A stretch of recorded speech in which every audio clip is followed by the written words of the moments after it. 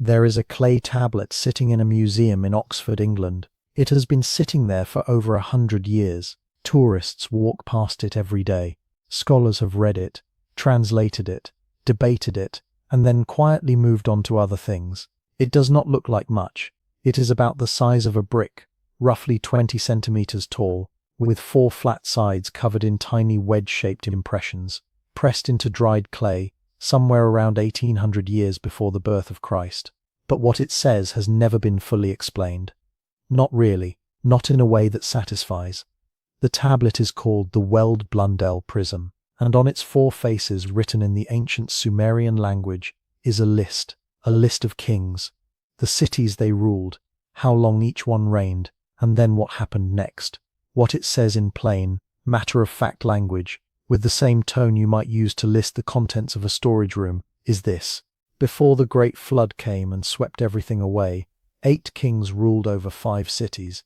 The first king was Ululim of Eridu. He reigned for 28,800 years. The second king, Alaumgar, also of Eridu, 36,000 years. The third king, Enmenluana, of the city of Bad Tibira, 43,200 years.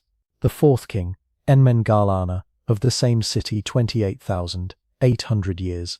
Then a figure the text calls Dumuzid, a shepherd king, 36,000 years. Then Ensipad Zidana, of the city of Larak, 28,800 years. Then Enmendurana, of Sippar, 21,000 years. And finally, Ubaratutu, of Shuruppak, the last king before the waters came, 18,600 years. 8 kings, 5 cities, a combined total of 241,200 years. And then the flood swept over the land, and kingship descended from heaven a second time.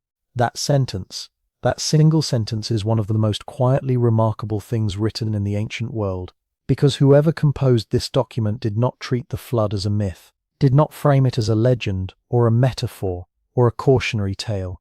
They treated it as a historical event, a punctuation mark between 2 eras, before the long kings, after the world we can partially recognize, with rulers and cities and timelines that in many cases archaeology has since confirmed.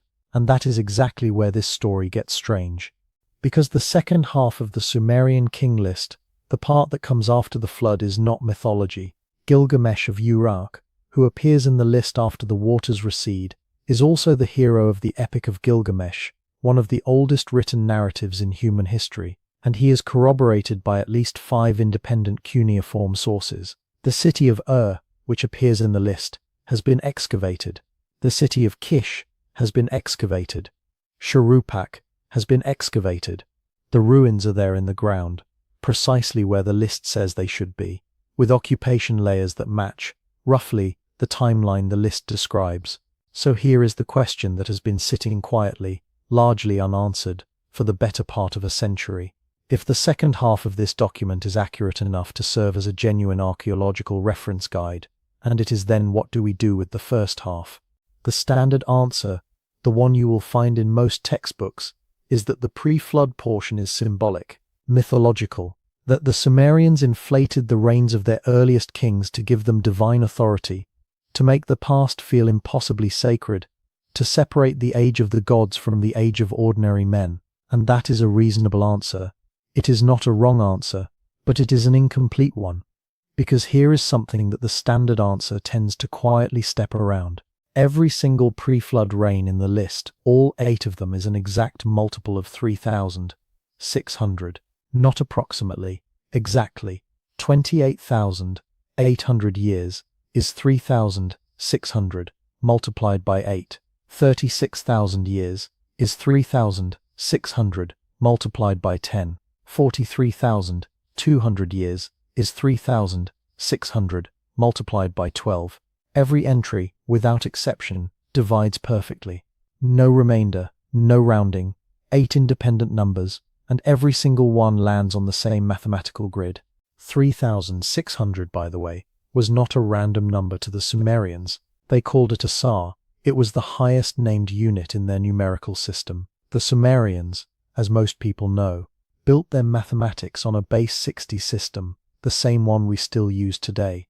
Every time we look at a clock and see 60 minutes in an hour and 60 seconds in a minute, 3,600 is 60 squared. It was to Sumerian mathematicians a number of profound structural importance. So someone built this list with extraordinary numerical precision. Whether that precision encodes a literal chronology, an astronomical calendar, a ritual cycle, or something else entirely, that question has not been answered. What has been answered is that this was not careless writing. Whoever composed the pre-flood king list was working within a deliberate mathematical architecture, and we do not fully understand what that architecture was for. This film is not going to tell you that 8 kings ruled for 241,000 years, in the literal sense that you and I count years. That is not the argument.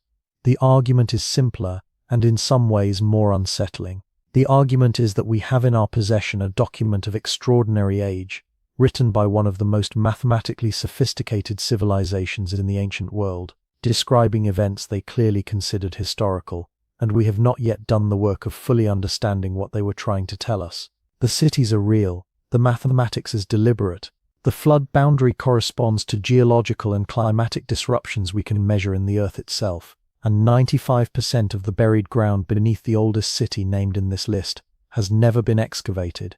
That is where we are. That is the honest state of this question. Before we go any further, if you are finding this interesting, if you are the kind of person who wants to sit with questions like this, with the slow weight of ancient things that have not yet been explained, then this channel is exactly where you belong. My name is on the screen, and I put out documentaries like this one regularly, going deep into the buried corners of history that do not get covered anywhere else. Hit the subscribe button, turn on the notification bell so you do not miss what comes next, and let us keep going, because what comes next is the city itself. Eridu. The first city named in the list. The city the Sumerians believed was the place where civilization or whatever came before civilization first touched the earth. Archaeologists excavated it in the late 1940s and found something that stopped them cold. Not one temple, not 2. 18 of them stacked directly on top of each other, layer after layer after layer, descending down through the millennia toward bare sand. The deepest layer predates writing by at least 2,000 years. Someone built something there and kept building something there, long before anyone was keeping records of what they were doing or why. And the clay tablet sitting in Oxford, the one tourists walk past every day without stopping, says that is exactly where the story begins. The Weld-Blundell Prism was not discovered in the ground. It was discovered in a shop. In 1922, a British collector named Herbert Weld-Blundell purchased it from an antiquities dealer in Baghdad. Where the dealer got it, how long it had been circulating before that transaction, and how many hands it passed through between the moment it was last used in ancient Mesopotamia and the moment it landed on a shelf at the Ashmolean Museum in Oxford, none of that is fully known. It arrived without a provenance trail. A document about the beginning of recorded history, acquired through a transaction that left almost no record of its own. That detail is worth holding on to, because it turns out to be a pattern. The prism itself is a 4-sided column of baked clay, approximately 20 centimeters tall, with a small hole running through its center. Scholars believe it was designed to sit on a wooden spindle, so a reader could rotate it easily, reading each face in turn. The text was pressed into the surface using a reed stylus while the clay was still soft, in the cuneiform script that the Sumerians developed sometime around 3,100 years before Christ. The specific copy we have dates to around 1800 years before Christ, which means it was already ancient history when it was written a scribe in the city of Larsa, in what is now southern Iraq, copying down a tradition that was already old. That is important. The scribe who made this particular object was not recording current events. He was preserving something that had already been passed down for generations, possibly centuries, possibly longer. He was a librarian of a very deep past. When scholars first translated the text in the early decades of the 20th century, what they found was a document that moves with remarkable confidence. It does not hedge. It does not say it is said that, or according to legend. It reads like a government record. City name, king name, length of reign, next king. It has the emotional temperature of an accounting ledger. The opening line, translated as closely as possible to its original meaning, says something like this. After kingship had descended from heaven, Eridu became the seat of kingship. The first city is Eridu, in the deep south of Mesopotamia, close to where the rivers meet the sea. 2 kings ruled there, Alulim for 28,800 years, Alalngar for 36,000 years. Then kingship moved. It transferred. The text uses that word, transferred, as if it were a bureaucratic reassignment to the city of Bad Tibira. 3 kings ruled there, Enmenluana for 43,200 years, which is the longest single reign in the entire pre-flood list, Enmengalana for 28,800 years, and then Dumuzid, described as a shepherd, for 36,000 years. Then kingship moved again to Larak, then to Sippar. 1 king, Enmendur Ana, 21,000 years, and finally to Shuruppak. 1 king, Ubaratutu, 18,600 years. The shortest reign of the 8, still 18,600 years. And then the sentence that changes the register of the entire document. Then the flood swept over the land. 5 words in the original Sumerian. No drama, no elaboration, no description of what the flood was, or where it came from, or how long it lasted. The text simply notes it as a fact and moves on. After the flood, kingship descended from heaven a second time, and the list continues with a new set of rulers, shorter reigns, multiple cities competing for dominance, the unmistakable texture of ordinary human political history beginning to assert itself. The contrast is deliberate. Everything before the flood is vast, slow, almost geological in scale. Everything after is recognizably human. Reigns of 30 years, 50 years, 100 years, cities rising and falling. Dynasties ending, the same complicated messiness that characterizes every civilization we have ever studied. Now, at this point, you might reasonably ask, how many versions of this document exist? And the answer to that question is one of the more interesting and underreported facts about the Sumerian King List as a whole. At least 18 separate manuscript copies have been identified, held in collections across Oxford, Baghdad, Philadelphia, and Jena. They were written across a span of several centuries by different scribes in different cities, and when scholars began comparing them carefully, something quietly strange emerged. The post-flood portions of the list are largely consistent across the different versions. Names match. Sequences match. The same cities appear in roughly the same order.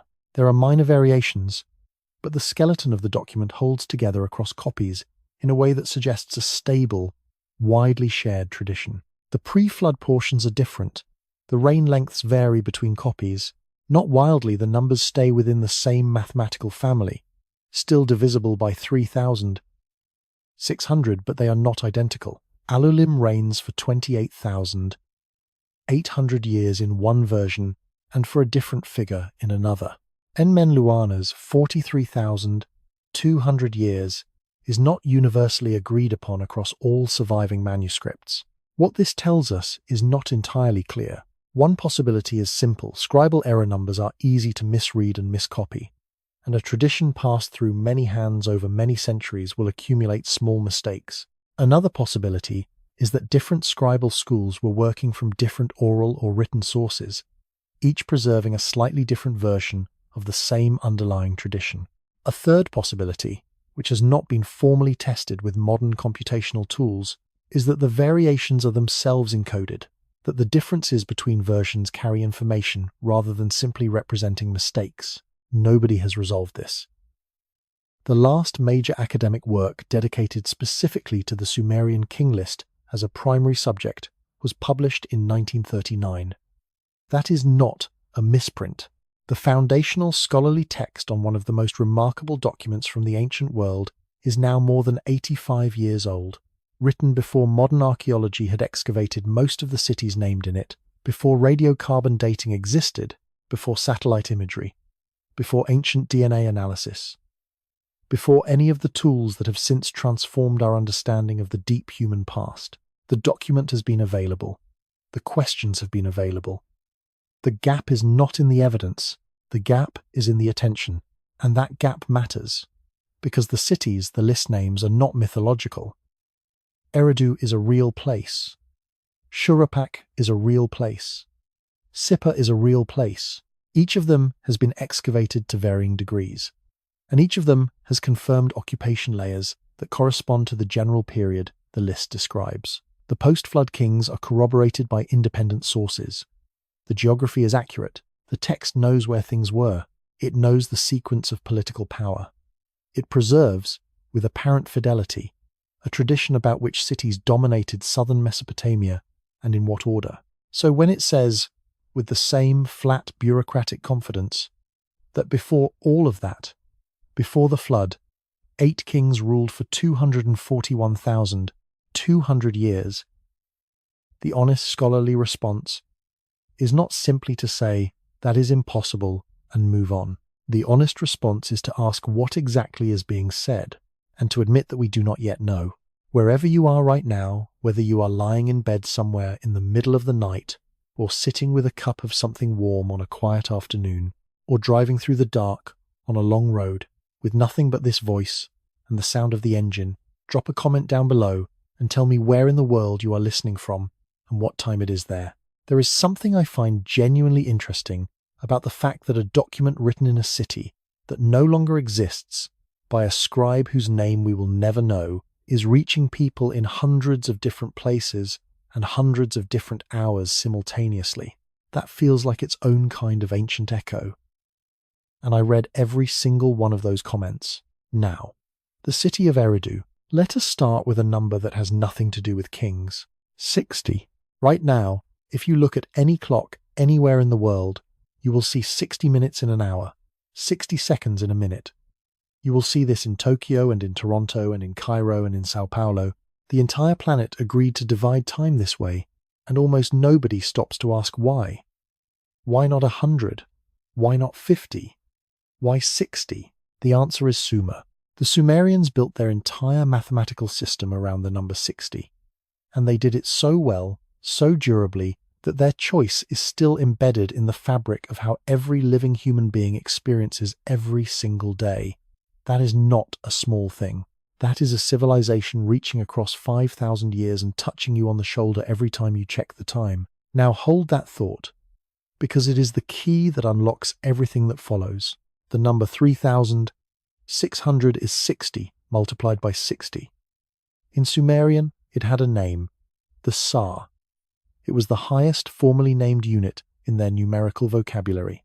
Not because they could not count higher, they clearly could, but because the Sar represented a kind of ceiling of official reckoning. A complete unit. A closed cycle. The way that a dozen is not just 12, but a conceptual whole, a Sar was not just 3,600, but a statement about completeness. Every single pre-flood reign in the Sumerian King List is an exact multiple of the Sar. That is the mathematical fact that sits at the center of this entire debate. And depending on who you ask, it either explains everything or explains nothing. The scholar who spent the most sustained effort wrestling with this problem was a University of Chicago Assyriologist named Thorkild Jacobsen. In 1939, he published what remains, to this day, the definitive academic analysis of the Sumerian King List. Jacobsen was meticulous, cautious, and deeply knowledgeable about Mesopotamian culture. They are constructed from the Sar unit to give the antediluvian kings an aura of cosmic magnitude. They are not meant to be read as literal years. That is a reasonable position. But Jacobsen himself acknowledged that it raises an immediate second question, one he could not fully answer. If the numbers are purely symbolic, if they are just large numbers chosen to sound impressive, then why are they this specific? Why not simply say each king ruled for 1,000 sars, or 10,000 sars? Why the precise variation? Why does one king get 8 sars and another gets 12 and another gets 10? If the goal is just grandeur, uniform grandeur would be simpler. The variation implies a code, and a code implies a message. Several researchers in the decades following Jacobsen attempted to find that message. One of the more serious proposals came from the astronomical direction. In 1969, a historian of science at MIT named Giorgio de Santillana, working with a researcher named Herta von Dechend, published a dense and unusual book called Hamlet's Mill. Their central argument was that ancient mythological traditions across multiple cultures were encoding astronomical data, specifically the slow wobble of the Earth's axis, known as the precession of the equinoxes. Precession is one of the more beautiful and unsettling facts about the planet we live on. The Earth does not spin perfectly upright. It tilts, and that tilt slowly traces a circle over time, completing one full rotation approximately every 25,920 years. The result is that the position of the stars against the horizon shifts gradually over millennia. The star that serves as the North Star today was not the North Star 3,000 years ago, and will not be the North Star 3,000 years from now. De Santillana and von Dechend argued that ancient cultures were aware of this cycle and encoded it in myth. And when researchers began applying that lens to the Sumerian King List, the total of 241,200 years divided by the precessional cycle of 25,920 yields a number very close to 9.3. Not a clean integer, not a perfect fit, but close enough that it has kept the conversation alive in certain corners of archaeoastronomy for decades. More compelling, to some researchers, is a narrower calculation. The number 72 appears in multiple ancient traditions as a precessionally significant number. It is the number of years required for the equinoctial point to shift by exactly 1 degree. 72 multiplied by 500 is 36,000, which is 10 sars, which is the reign length of 2 of the 8 pre-flood kings. The mathematics brushes against astronomical significance without quite locking into place cleanly. What remains unexplained is whether these near misses represent genuine encoded astronomy, or whether they are what statisticians call apophenia, the deeply human tendency to find meaningful patterns in numerical noise. Large numbers divided by other large numbers will frequently produce results that feel significant. The brain is extraordinarily good at noticing coincidences and interpreting them as connections. But then there is the lunar hypothesis, and this one deserves more attention than it usually receives. A number of scholars, working independently, have proposed that the pre-flood rains are not counted in solar years at all. They are counted in lunar months. The logic is straightforward. Ancient Mesopotamian calendars were lunar. The month was the primary unit of time reckoning. The year, as a concept, was a secondary calculation derived from watching lunar cycles accumulate. If you take the shortest pre-flood rain Ubaratutu of Shuruppak at 18,600 and treat that number as lunar months rather than solar years, you get approximately 1,508 solar years, still beyond any human lifespan. But it moves the numbers from the register of the cosmically impossible into the register of the dynastically implausible, which is a meaningful distinction. Dynastically implausible things happen. Families hold power for centuries. Traditions conflate multiple rulers under a single legendary name. Memory compresses.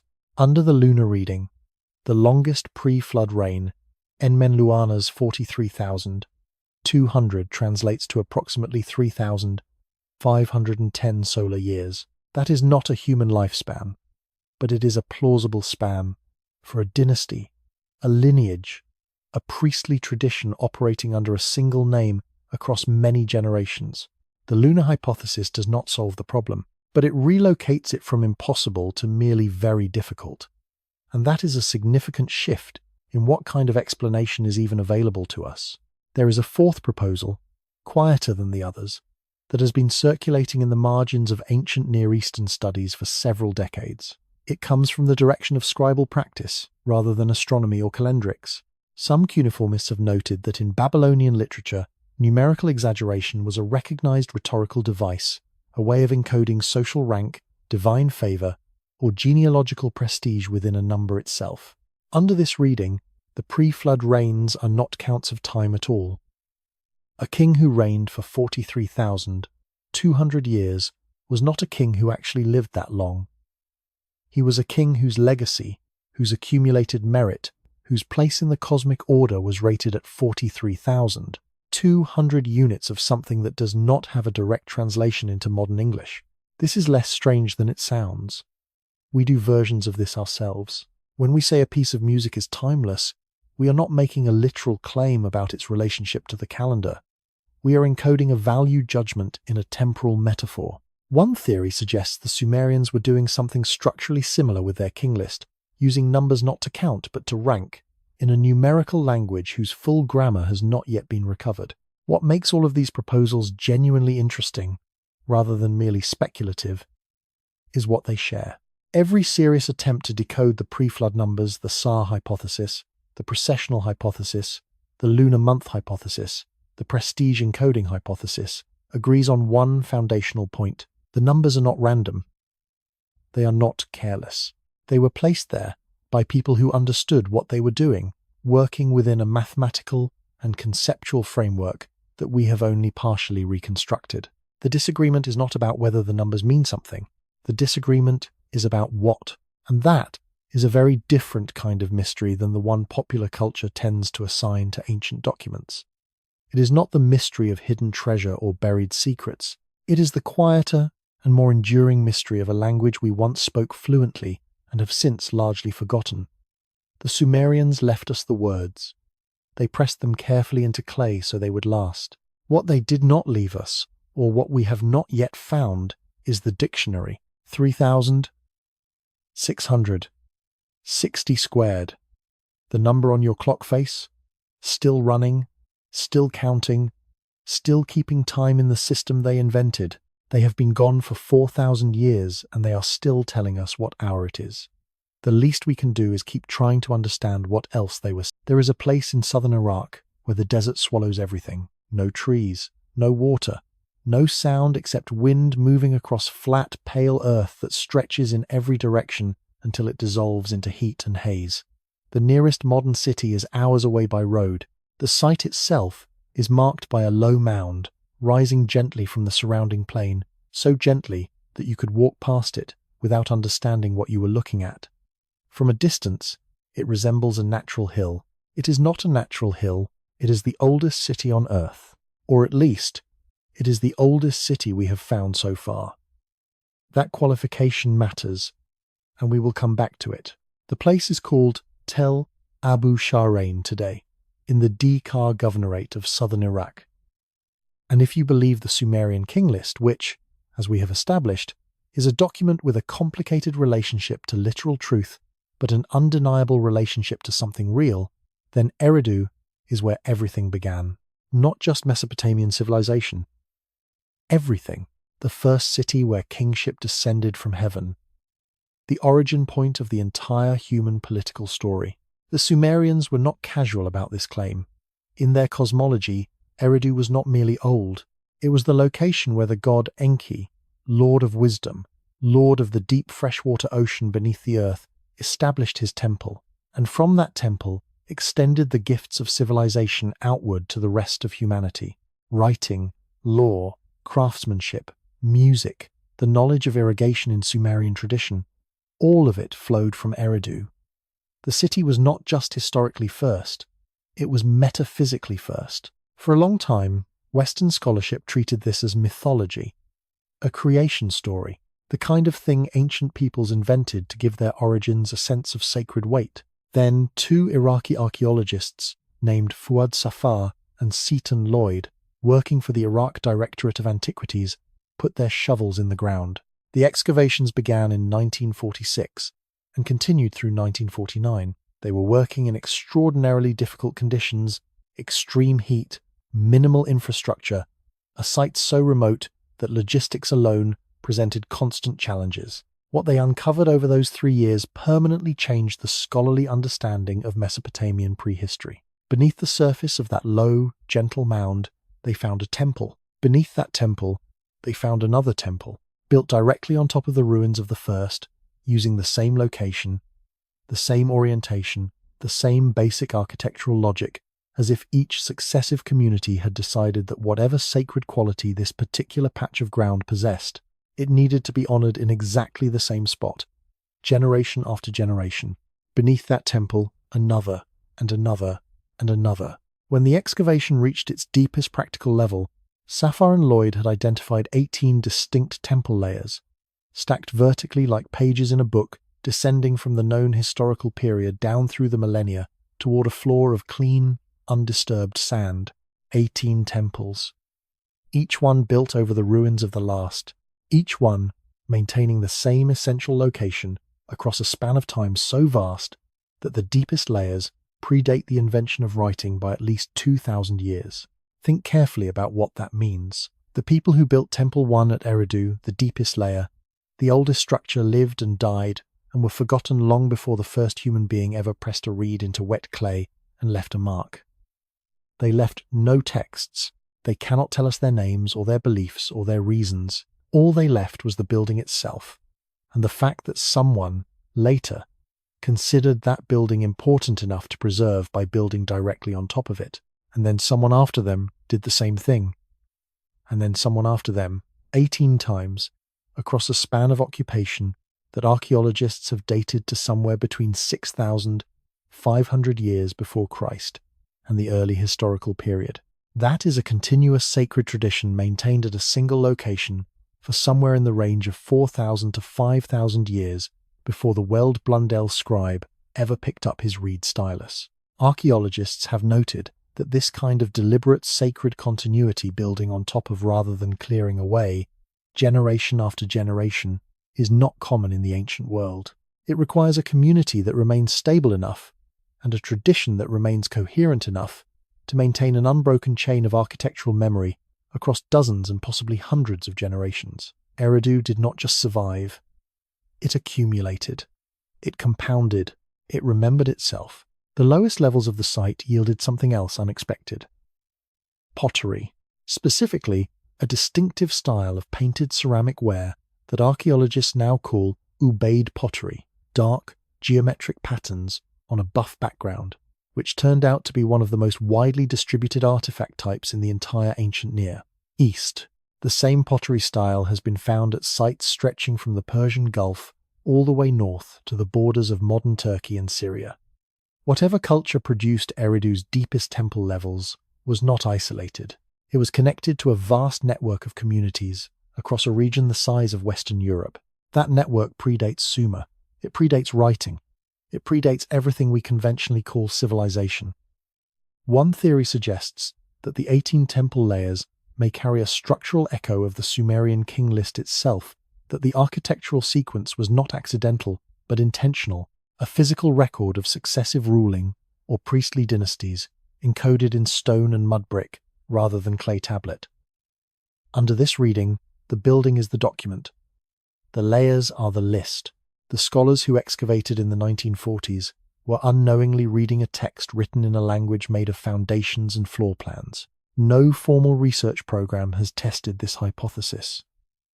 The last systematic excavation of Eridu was completed in 1949.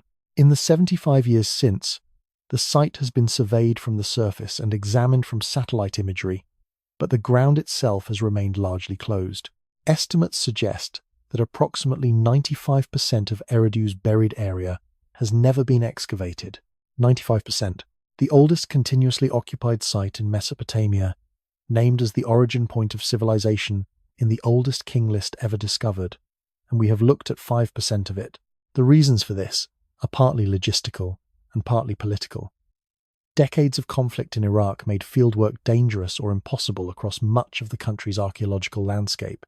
The Getty Conservation Institute conducted ground surveys at Eridu in 2010, documenting significant erosion and deterioration at the site. UNESCO has listed Eridu among endangered World Heritage Sites. The ground is crumbling. The mound is eroding. Time, which the Sumerian King List counted in units of thousands of years, is now working against the physical survival of the place the list begins. What remains unexplained is not merely academic. If the deeper levels of Eridu contain administrative records, genealogical texts, or architectural evidence that bears on the pre-flood traditions of the King List, those materials are currently sitting in the ground, unread, slowly degrading, in a country that has been asking for international excavation partnerships since 2008 and receiving, relative to the significance of what is buried there, very little response. There is a specific detail from Safar and Lloyd's original excavation that has stayed with researchers who work in this area for decades. At the very bottom of the temple sequence beneath Temple 1, beneath everything, the archaeologists found fish bones.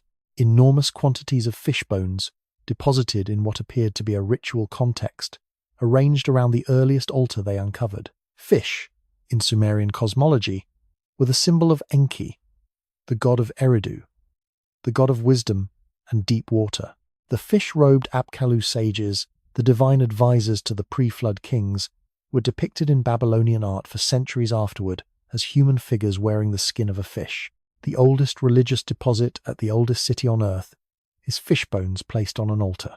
Whatever tradition began at Eridu, whatever understanding of the world, whatever relationship between human beings and the forces they considered sacred, it was old enough and persistent enough to survive the transition from prehistory to history, to travel from the deepest levels of that ancient mound all the way into the painted reliefs of Babylonian palace walls 1,000 years after the Weld-Blundell Prism was written. Eridu did not just begin the list. In some way that we have not yet fully traced, Eridu began the entire tradition of which the list is a part, and most of it is still down there, in the dark, beneath the desert. In 1927, a British archaeologist named Leonard Woolley was digging through the ruins of Ur. Ur was one of the great cities of ancient Mesopotamia, a place of temples and royal tombs and centuries of accumulated human debris. Woolley had been working the site for several years, funded jointly by the British Museum and the University of Pennsylvania, and by 1927, his team had already made significant discoveries. The royal cemetery at Ur had yielded extraordinary objects, golden helmets, lyres inlaid with lapis lazuli, evidence of elaborate burial rituals that suggested a civilization of considerable sophistication and considerable strangeness. But what happened in 1927 was different. Woolley's team was digging a test shaft, a narrow vertical trench designed to sample the stratigraphy of the site at depth. To understand what layers of occupation lay beneath the periods they had already examined, they went down through layer after layer of the expected material: broken pottery, ash, animal bones, the compressed residue of thousands of years of human habitation. And then, at a depth of approximately 3.8 meters below the surface, the human material stopped, not thinned out, not gradually faded. Stopped. Below that boundary was a layer of clean, pale, waterborne silt. No artifacts, no pottery, no ash, no bones, nothing made by human hands. Just sediment, the kind of sediment that water leaves behind when it moves slowly across flat land and then retreats, depositing whatever it was carrying in an even, undisturbed sheet. The layer was approximately 2.5 meters thick, and below that layer of silt, when Woolley's team finally punched through to the other side, human material resumed. Different pottery styles, different artifacts, a different cultural period entirely, separated from everything above by that silent, featureless band of waterborne earth. Woolley sent a cable to his sponsors in London. The message, as it has been preserved and repeated, was brief. We have found the flood. The story travelled fast. Newspapers around the world ran headlines, connecting Woolley's discovery to the biblical account of Noah, to the Epic of Gilgamesh, to the ancient traditions of a catastrophic inundation that had wiped the world clean and started human history again from the beginning. The Sumerian King List, with its precise narrative of 8 kings followed by a flood followed by a second beginning, suddenly looked less like mythology and more like a document. Woolley himself was careful in his public statements. He did not claim to have found evidence of a global flood. He claimed to have found evidence of a regional flood of exceptional severity, a flood large enough and destructive enough to have erased an entire cultural period from the archaeological record at one of the most important sites in southern Mesopotamia. That careful distinction turned out to matter enormously, because when archaeologists began comparing flood deposits across multiple Mesopotamian sites, the picture that emerged was not the one the headlines had suggested. The flood layer at Ur dated to approximately 2,900 years before Christ. The flood layer at Shuruppak, the city of the last pre-flood king in the Sumerian King List, dated to approximately 2,700 years before Christ. The flood layer at Kish dated to a different period entirely. The flood layer at Nineveh in the north corresponded to yet another geological moment. They were not the same flood. Each of these cities had experienced a catastrophic inundation at some point in its history. But the inundations did not happen simultaneously. They were separated by centuries. What the archaeological record showed was not a single global event but a landscape chronically vulnerable to catastrophic flooding, a flat, low-lying river delta where the Tigris and Euphrates met the Persian Gulf, where the ground was barely above sea level, where a shift in rainfall patterns or a change in river course could produce devastation at any given location at almost any given time. Archaeologists have noted that this finding does not disprove the flood tradition. It complicates it in a more interesting way. What it suggests is that the memory preserved in the Sumerian King List, and in the Epic of Gilgamesh, and in the older Atrahasis epic, may be a composite, a layering of multiple catastrophic flood events, experienced by different communities at different times, gradually compressed by oral tradition into a single archetypal event. The flood that ended the world was not one flood. It was all of them, remembered together. That is how oral tradition works across very long timescales. Individual catastrophes blur into each other. The specific becomes the archetypal. What survives is not the precise calendar date of a disaster, but the emotional and cultural truth of what it meant the world as it was, ending. The world as it is, beginning again. But there is a deeper layer to this story, one that Woolley's excavation could not have reached, because the tools to see it did not yet exist in 1927. In 1997, two geologists at Columbia University named William Ryan and Walter Pittman published a paper proposing something that initially seemed almost as dramatic as a biblical flood. Their research, based on sediment cores drilled from the floor of the Black Sea, suggested that around 5,600 years before Christ, roughly 7,600 years ago, the Black Sea was not a sea at all. It was a large freshwater lake, sitting well below the level of the Mediterranean, separated from the saltwater ocean by a narrow land bridge at what is now the Bosphorus Strait in modern Turkey. Then the Mediterranean rose, or the land bridge weakened, or both. Whatever the precise mechanism, at some point the barrier gave way, and salt water began pouring through in a torrent that Ryan and Pittman estimated at 200 times the volume of Niagara Falls.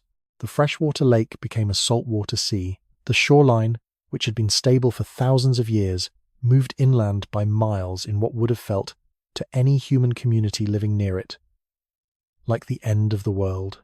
The communities living around that ancient freshwater lake were not small or insignificant. The shores of the pre-flood Black Sea basin, at the time of the inundation, were fertile, temperate, and well-watered, some of the most habitable land in the ancient Near East. Ryan and Pittman estimated that the flooding displaced somewhere in the range of 100,000 people, scattering them outward across Europe, the Middle East, and Central Asia.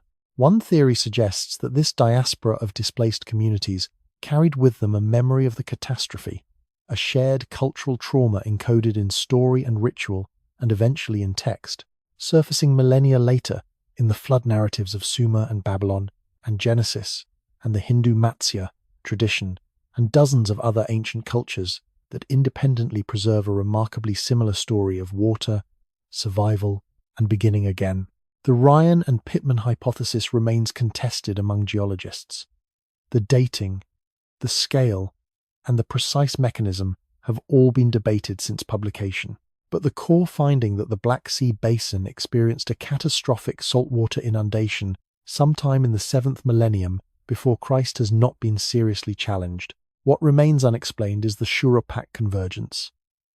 And it is one of the genuinely strange data points in this entire investigation. The last king named in the pre-flood section of the Sumerian King List rules Shuruppak. The Epic of Gilgamesh identifies the flood survivor Utnapishtim, the Sumerian Noah, as a king of Shuruppak. The Atrahasis epic, which is older than the Gilgamesh text and represents an independent tradition, also places its flood hero in Shuruppak. 3 separate ancient texts, drawing on what appear to be 3 separate compositional traditions, all independently select the same city as the point of origin for the flood narrative. Shuruppak has been excavated. It sits at the modern site of Tel Farah in southern Iraq. The German archaeologist Robert Koldewey worked there in 1899, and later excavations by the University of Pennsylvania in 1931 confirmed a substantial flood deposit in the site's stratigraphy. Shuruppak was flooded. The texts say it was flooded. The ground says it was flooded. The geology and the mythology are pointing at the same city. That is not proof of anything. It is something more unsettling than proof. It is a convergence, a place where independent lines of evidence, following completely different paths, arrive at the same location. And convergences, in archaeology as in most fields of inquiry, are the places where the most interesting questions tend to begin. The flood is real. The memory of the flood is real. What we are still working out, layer by careful layer, is exactly which flood, how large, how old, and what it meant to the people who survived it and felt compelled, centuries and millennia later, to write it down. Here is a simple fact that should bother you more than it probably does. The most comprehensive academic study ever written on the Sumerian King List was published in 1939. That is the same year Germany invaded Poland. That is before the first commercial television broadcast reached most American homes. That is before penicillin was widely available as a medicine. That is before radiocarbon dating existed, before satellite imagery existed, before ancient DNA analysis existed, before any of the scientific tools that have since transformed archaeology and ancient history were even conceived. Thorkild Jacobson's work was meticulous and important and remains a foundational reference, but it was written in a world that had not yet excavated most of the cities named in the document he was studying. It was written before Eridu's 18 temple layers were uncovered, before the Black Sea flood hypothesis, before Göbekli Tepe, before any of the evidence that has since accumulated around the edges of this question, quietly changing what is possible to ask about it. And in the 85 years since, no comparable monograph has appeared. That silence deserves an explanation. Several of them, actually, because the reasons are layered, and none of them individually is entirely satisfying, which is itself a kind of answer. The first layer is the most mundane. Academic fields have momentum. Assyriology, the study of ancient Mesopotamian languages and cultures, developed its core research agenda in the late 19th and early 20th centuries, when the priority was decipherment and basic translation. The field was doing extraordinary foundational work, recovering a lost language, building dictionaries from scratch, identifying sites and reading texts that had been silent for 2,000 years. In that context, the Sumerian King List was one document among thousands, and once Jacobson had given it a thorough treatment, the field moved on to other pressing questions: political history, economic systems, religious texts, legal codes.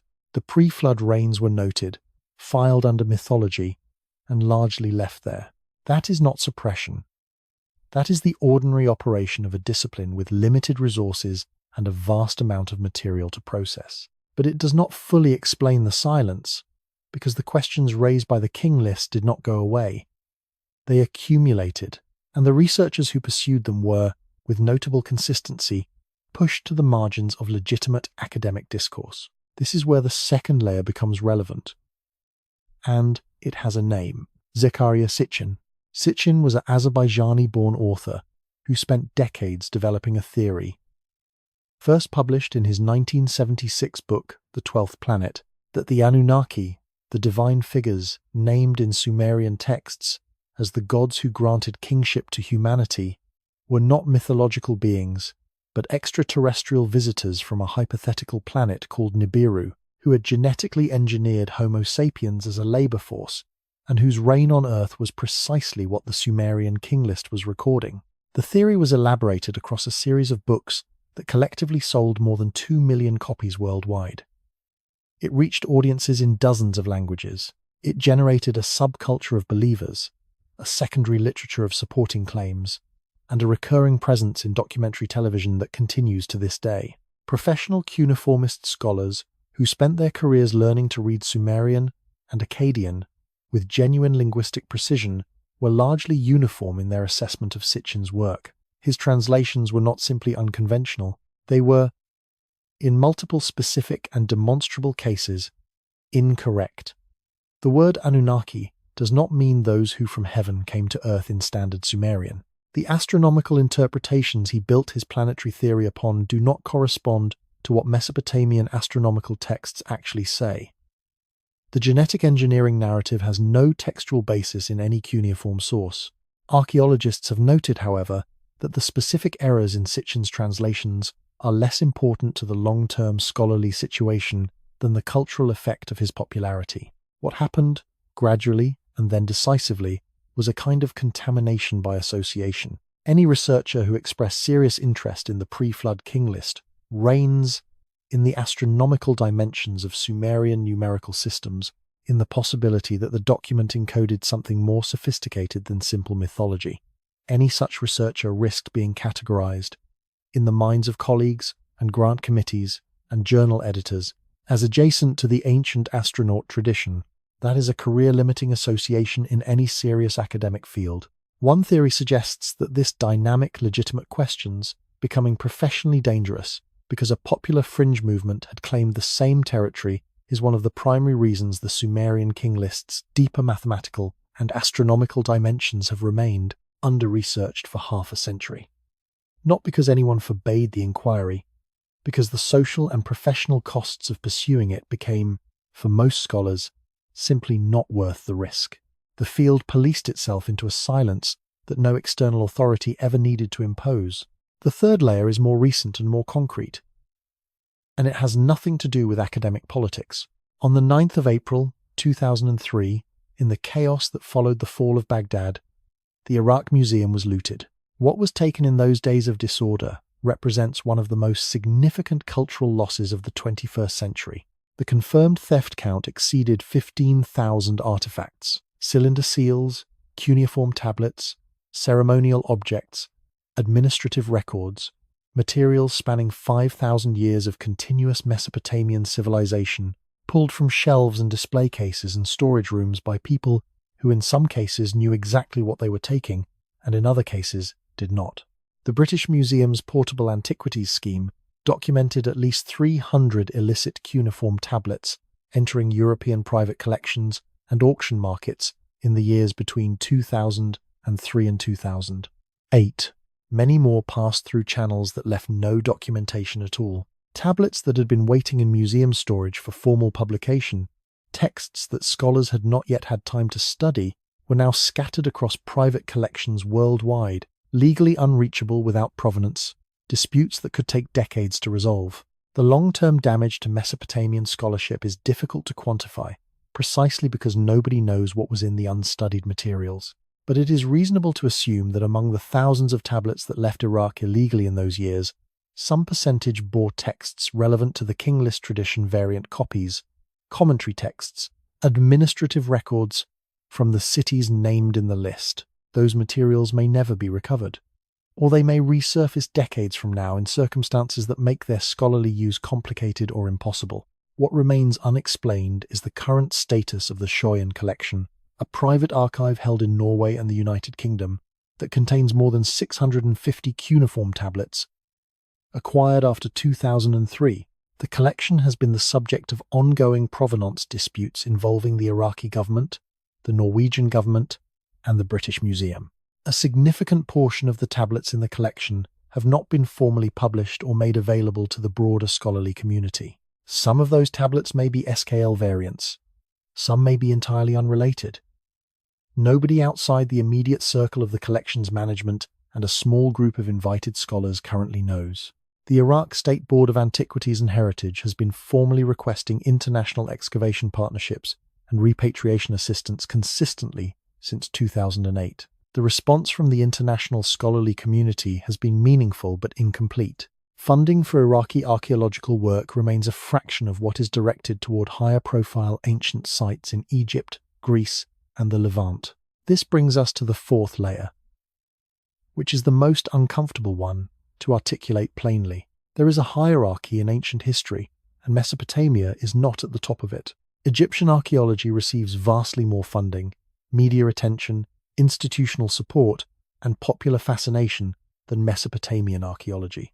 Despite the fact that Mesopotamian civilization is older, that Mesopotamian writing is older, and that the foundational documents of Western cultural tradition, including the flood narrative, the concept of written law, and the earliest recorded cosmologies originated in the river valleys of Iraq rather than the Nile. The pyramids photograph better than a mud brick tell rising gently from a flat desert plain. That aesthetic disparity has real consequences for where money goes and where careers are built. The result is a field that has been doing remarkable work with genuinely insufficient resources for a very long time.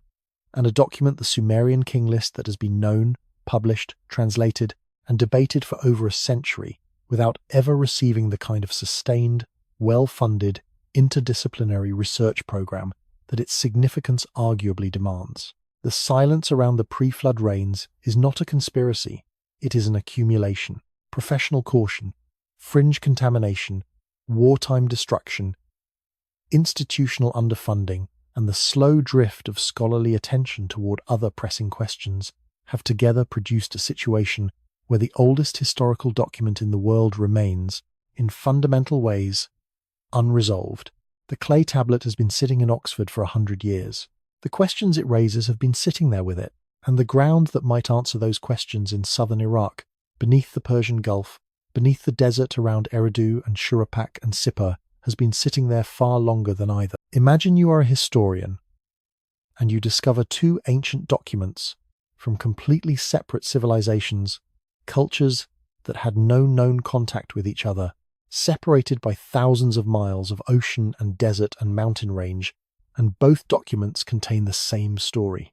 Not similar, not loosely parallel, the same structural architecture, long-reigning kings before a catastrophe that resets the world, normal human history resuming afterward, with rulers whose lifespans and reigns begin to shrink toward recognizable human scale. You would not file that under coincidence.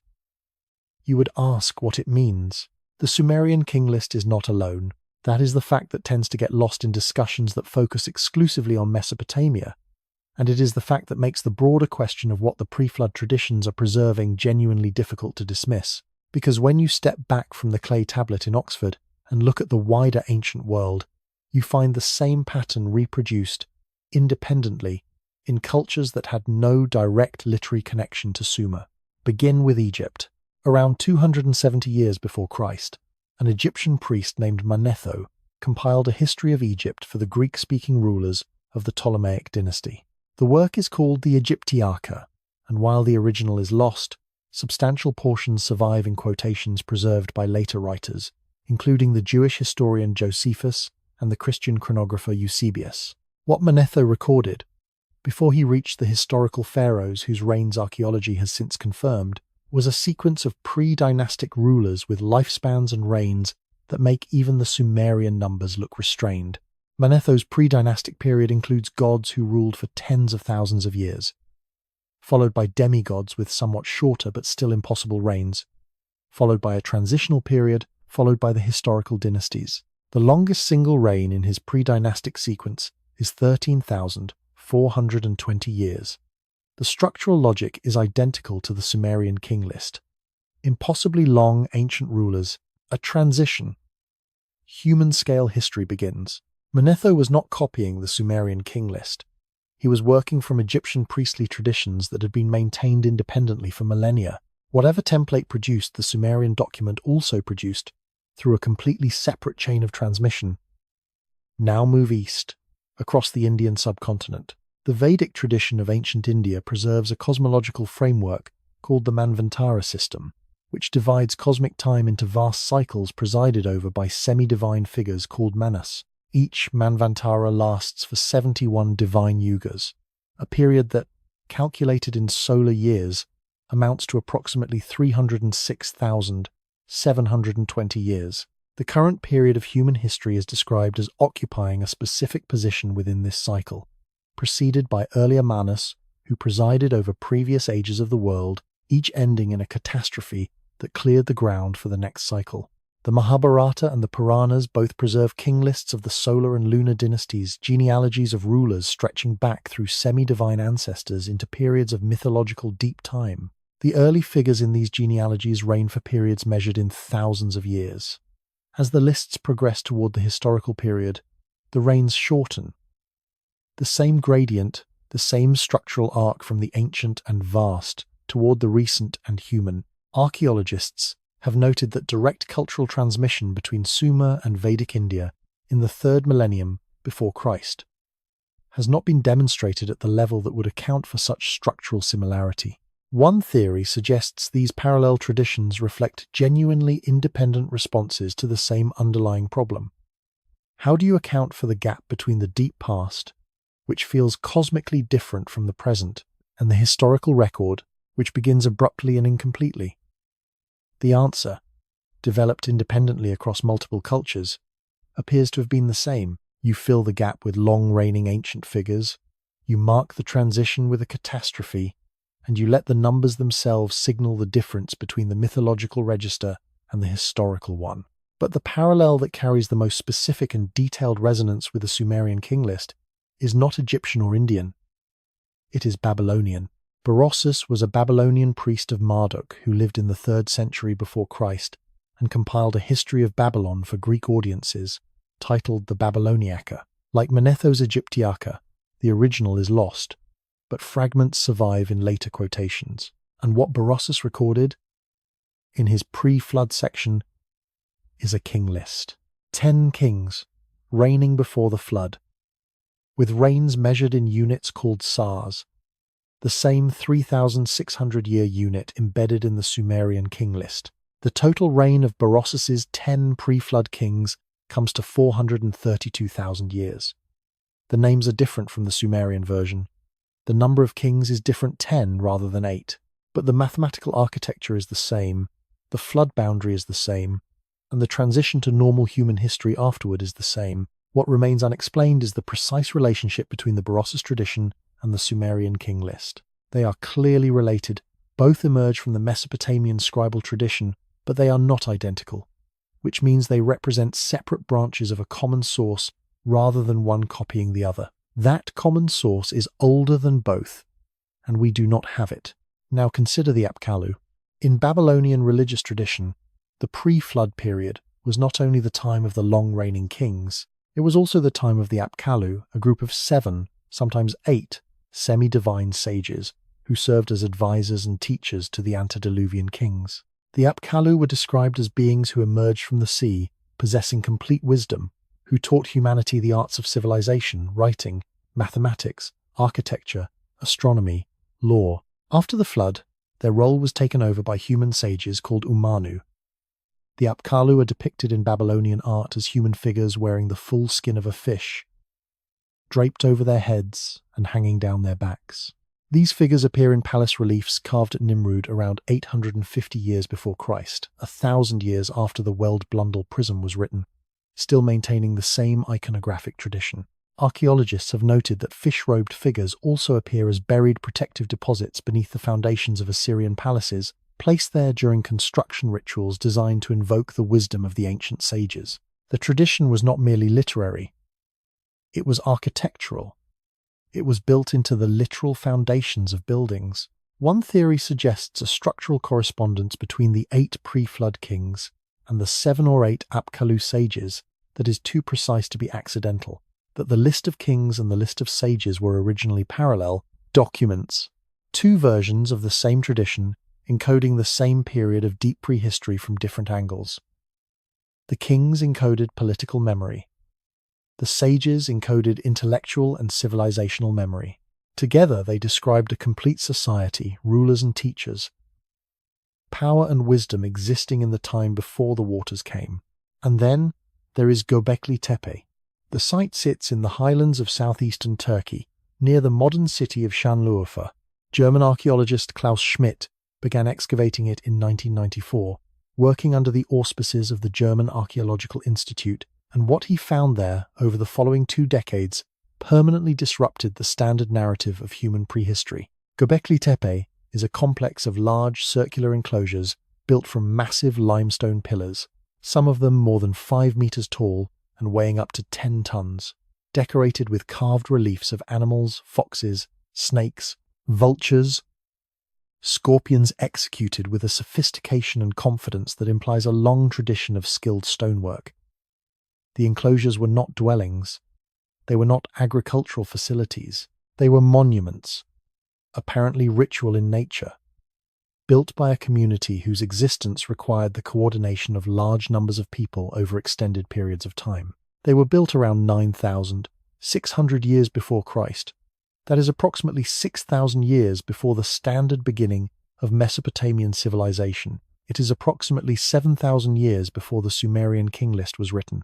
And around 8,000 years before Christ, The entire complex was deliberately buried, not abandoned. Buried, filled in with clean soil and rubble in a process that would have required as much organized effort as the original construction. Whatever community built Göbekli Tepe decided, at some point, what remains unexplained is who made that decision and why. No written record exists. No oral tradition has been identified that clearly refers to it. The site sat beneath a low hill for 10,000 years, its existence completely unknown until a Kurdish farmer noticed some unusual stones protruding from the surface in 1994. And someone eventually thought to look more carefully.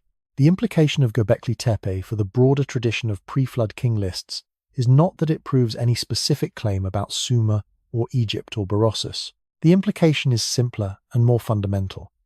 It proves that organized, sophisticated, monument-building human societies existed in the period that the king lists describe as the time of the ancient kings. Whatever was happening in the world between 12,000 and 6,000 years before Christ was not the blank prehistory that the standard civilizational timeline once assumed. The global echo of the Sumerian King List is not a coincidence waiting to be explained away. It is a signal. From how many different transmitters, across what distances, and carrying what original message, those are questions that have barely begun to be asked with the seriousness they deserve. For most of human history, the deep past was silent, not mysterious, not contested, simply silent. There was no way to reach back beyond the earliest written records and retrieve anything meaningful about the people who came before. You could dig up their bones and their tools and their pottery, but the bones could not tell you where those people came from, how they were related to each other, whether they were replaced by newcomers or simply changed over time. The ground gave you objects. It did not give you people. That changed in the early 2000s, and the change was so rapid and so consequential that most of its implications have not yet fully worked their way into public understanding. Ancient DNA analysis, the recovery and sequencing of genetic material from archaeological human remains, has in the space of roughly 2 decades produced a picture of prehistoric human movement and population history that is almost unrecognizable compared to what scholars assumed a generation ago. The laboratories driving this revolution include the Reich Lab at Harvard University, the group led by Eske Willerslev at the University of Copenhagen, and the Max Planck Institute for Evolutionary Anthropology in Leipzig, Germany. Between them, these research groups have sequenced the genomes of thousands of ancient individuals, spanning tens of thousands of years of human prehistory across every inhabited continent. What they found was not gradual, continuous, in-place development. What they found was replacement. Repeated, large-scale, sometimes near-total replacement of one human population by another, happening in pulses across the prehistoric record. In Europe, the Neolithic farmers who built the megalithic monuments and established agriculture across the continent were themselves largely replaced, genetically speaking, by incoming populations from the Pontic steppe north of the Black Sea around 4,500 years before Christ. The people who built Stonehenge were not the ancestors of the people who finished it. A population that had dominated Western Europe for thousands of years was overwritten by newcomers in a transition so thorough that modern Europeans carry relatively little genetic heritage from the monument builders. This pattern-stable population, then abrupt replacement, then new stable population, appears across the ancient DNA record with a regularity that archaeologists are still working to interpret. It suggests a prehistoric world far more dynamic, far more disrupted, and far more subject to catastrophic change than the older model of slow, peaceful cultural diffusion had assumed. Now bring that finding to Mesopotamia. Archaeologists have noted that the Ubaid culture, the archaeological horizon that immediately precedes and underlies the cities named in the Sumerian King List, is one of the most poorly characterized populations in the ancient DNA record. The Ubaid period spans roughly 6,500 to 3,800 years before Christ. It produced the pottery that spread across the ancient Near East from its apparent origin point at Eridu. It built the earliest levels of most of the cities the King List names. And we have almost no ancient DNA from it. The reasons are partly preservational bones degrade faster in the hot, wet-dry cycling conditions of the Mesopotamian alluvial plain than in the cold, dry conditions that have preserved ancient DNA so well in Siberia and Scandinavia. And the reasons are partly a matter of excavation history. Most of the deep levels at the relevant sites were dug in the early and middle 20th century, before ancient DNA analysis existed, with methods that were not designed to preserve genetic material. The result is a genuine blind spot at the most critical juncture in the story the Sumerian King List is trying to tell. We know who lived in Mesopotamia in the Bronze Age. We know who lives there now, the people who built the foundations of the cities. The list names the Ubaid population.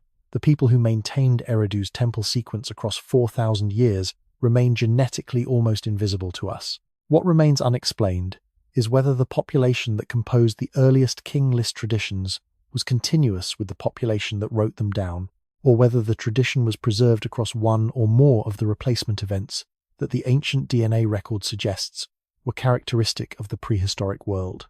Now move from genetics to climate. The Younger Dryas was a period of rapid, severe cooling that struck the northern hemisphere approximately 12,900 years before Christ and lasted for roughly 1,200 years. Average temperatures in parts of the North Atlantic region dropped by as much as 10 degrees Celsius within decades, a pace of climate change that is difficult to fully absorb. Ice sheets that had been retreating re-advanced. Vegetation zones shifted hundreds of miles. Water sources that communities had depended upon for generations dried up or froze. The human consequences were severe and widespread. Archaeological evidence across the Fertile Crescent, in the Levant and Anatolia, and the Zagros Mountains shows population disruptions, site abandonments, and cultural discontinuities that correspond to the Younger Dryas onset. The communities that had been developing increasingly complex social and material cultures in the period just before the cooling were set back significantly. Some disappeared from the archaeological record entirely. In 2007, a research group called the Comet Research Group, led by physicist Richard Firestone and including researchers affiliated with multiple American universities, published a paper in the Proceedings of the National Academy of Sciences proposing that the Younger Dryas onset was triggered by an extraterrestrial impact or airburst event, a comet or asteroid fragmenting in the atmosphere and depositing a layer of impact markers across a wide swath of the northern hemisphere. The evidence they cited included elevated concentrations of nanodiamonds, magnetic spherules, and iridium in sediment layers corresponding precisely to the Younger Dryas boundary, at sites across North America, Europe, and the Middle East. The paper generated significant controversy. More than 50 peer-reviewed responses appeared in the following decade, some supporting the impact hypothesis and some challenging specific elements of the evidence. The debate has not been fully resolved, but the impact hypothesis has not been dismissed either. It remains an active area of research, taken seriously enough by mainstream scientists that it continues to generate funded investigation and published responses. What matters for our purposes is not whether the specific impact hypothesis is correct. What matters is the broader established fact. Something happened approximately 12,900 years before Christ that dramatically disrupted human populations across a wide region of the globe, ending or severely interrupting cultural trajectories that had been building toward increasing complexity and leaving behind a boundary layer in the geological record that is visible at hundreds of sites. The Göbekli Tepe complex was built in the immediate aftermath of the Younger Dryas. As temperatures recovered and populations stabilized, the Ubaid culture emerged several thousand years later, in the same general region. The Sumerian King List describes a world before a catastrophic flood, a flood, and a world after. One theory suggests that the Younger Dryas event, the Black Sea inundation, the Persian Gulf flooding, and the multiple regional flood deposits found at Mesopotamian archaeological sites are all components of a single, extended period of catastrophic climate and environmental disruption, stretching from roughly 12,000 to 6,000 years before Christ that is encoded in compressed and numerically structured form. In the pre-flood traditions of the King List, under this reading, the flood boundary in the Sumerian King List is not a memory of one event. It is a memory of an age of water and cold and disruption and loss, after which the world that the Sumerians knew, the world of cities and writing and kingship, slowly, unevenly, painfully assembled itself from whatever survived. The sea level data makes this concrete in a way that is difficult to set aside once you have fully absorbed it. During the last glacial maximum, approximately 20,000 years before Christ, global sea levels were 120 meters lower than they are today. The Persian Gulf was not a gulf. It was a river valley fed by the Tigris, the Euphrates, the Karun, and the Wadi Batin, draining toward the Indian Ocean through a narrow channel at what is now the Strait of Hormuz. The valley floor was flat, fertile, and well-watered, sitting at a latitude that would have given it a temperate climate. Geographer Geoffrey Rose of the University of Birmingham proposed in 2010 that this Gulf oasis, as he called it, was one of the most habitable environments in the ancient Near East during the Ice Age and its immediate aftermath. Between approximately 14,000 and 8,000 years before Christ, as the ice sheets melted and sea levels rose, the Gulf oasis was progressively inundated. Whatever communities had been living in that valley building, farming, developing social complexity across the thousands of years of its habitable period, found themselves pushed steadily northward into the river valleys of what would become Mesopotamia, carrying with them whatever memories and traditions and knowledge they had accumulated. Any physical evidence of what those communities built, what they knew, and how long they had been there is now sitting beneath 70 meters of salt water in the Persian Gulf. We have not looked. There is a specific kind of frustration that comes from watching a genuinely interesting question get buried under bad answers. Not ignored, not forgotten, buried, covered over by a thick layer of claims so spectacular, so untethered from evidence, so eager to reach the most dramatic conclusion possible, that the actual question underneath becomes difficult to see clearly. The question does not disappear. It just becomes harder to approach without first clearing away the debris that has accumulated on top of it. That is the situation with the Sumerian King List. The document is real. The cities are real. The mathematics is deliberate and unresolved. The geological and genetic evidence for large-scale prehistoric disruption is real. These are not fringe claims. They are the findings of credentialed researchers published in peer-reviewed journals, sitting in the ground at excavated sites, measurable in sediment cores, and ancient genomes. And then there is everything else. The ancient astronauts, the genetic engineering, the secret planetary rulers, the hidden archives, the claims that multiply endlessly, borrowing the language of discovery while dispensing with the discipline of evidence. Separating those two things, the genuine signal from the noise surrounding it, is not a comfortable exercise. It requires being precise about what the evidence actually supports, and equally precise about where it stops. It requires acknowledging, without embarrassment, that some of the questions the fringe is asking are real questions, even when the answers being offered are not.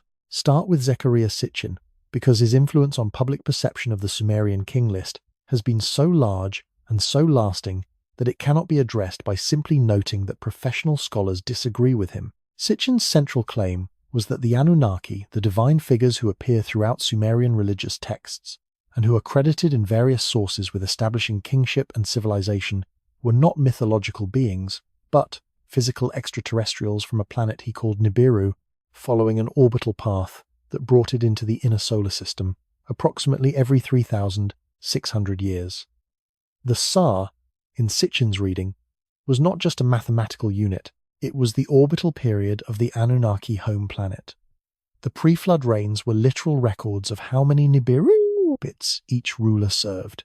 The architecture of this theory is elegant. It connects the Sa unit to an astronomical mechanism, gives the long reigns a physical explanation, and transforms the King List from an anomalous document into a coherent historical record of extraterrestrial governance.